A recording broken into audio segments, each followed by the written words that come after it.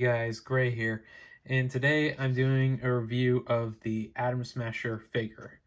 For anyone who doesn't know who the Atom Smasher is, he is the nephew of the original Atom, aka Al Pratt. He was actually named after his uncle. His name is Albert Julian Ruthston. Ruthstein? It's Ruthstein. Sorry, I'm not the best when it comes to people's last names. His first appearance was actually in the All-Star Squadron number 25 back in September of 1983 or 84. I can't remember honestly with that one, but I'm pretty accurate with for anyone that watched the Black Adam movie, his abilities are pretty simple actually. Superhuman strength, endurance, and durability, and weight gain. So basically, he's able to increase his size and mass and quality, kind of thing. So think of it kind of like Ant-Man, but instead of the headaches and everything, he doesn't get that. Um, Personally, I actually preferred his old suit, which is right here in the background, when he was Nuklon back in the day before he was the Atom Smasher.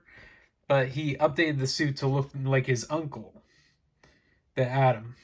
Yeah, no cape though, but similar concept for costume wise. You can actually tell that, and the only downside is he's a little bit larger than his uncle by a lot. Even his uncle's figure is actually smaller than a regular figure. So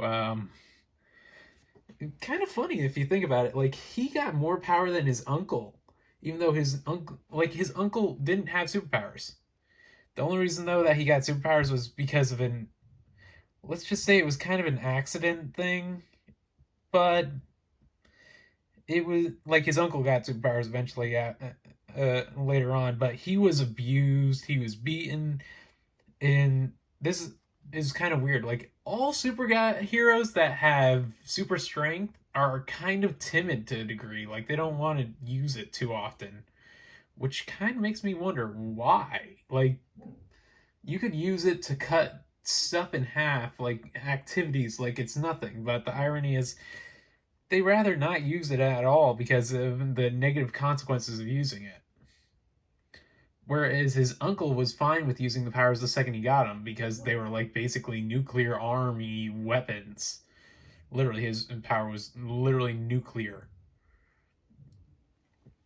Which is kind of ironic because he actually got it in this same comic of Infinity Inc. When his uncle got the power. Um, but yeah, personally, he was one of the few Golden Age heroes and offspring that I actually always thought was kind of cool. I was kind of sad to see when, like, all the stuff that happened to him, like when they showed his origins, it was so messed up. Like, he was beaten and abused as a child, but every single person in Infinity Inc. was along those same lines if you look at it. Obsidian came from a father that was abusive and not Alan Scott, like his adopted father, literally beat the crud out of him every day. And like Jade, yeah, like if anyone watched the Stargirl series, not the same storylining, but they changed it, like where she didn't get loving parents. So similar storylining, but at the same time, they ended up having to deal with their mother's problem. Oh my god, that was messed up, more or less on another level. I'll explain it in another video. But Albert was one of the few people that got consumed with revenge at one point and actually attacked Cobra. Cobra, what? Like, you would think, hey, like, how is Cobra still going? Like, it went until Batman the Brave and the not Batman Brave and Bold, sorry, Batman Beyond. Like, how did that organization survive since the JSA era to Batman Brave and the Batman Beyond series? Like, really? And I never understood. Like, after how many superheroes have attacked Cobra? How, like, including Atom Smasher himself, like, who has super strength, durability, and all that, how has Cobra survived that long? Is beyond me. But yeah, personally, if anyone wants to watch the Black Adam movie, it kind of depicts him pretty good. But irony is he built his own suit based off his uncle's.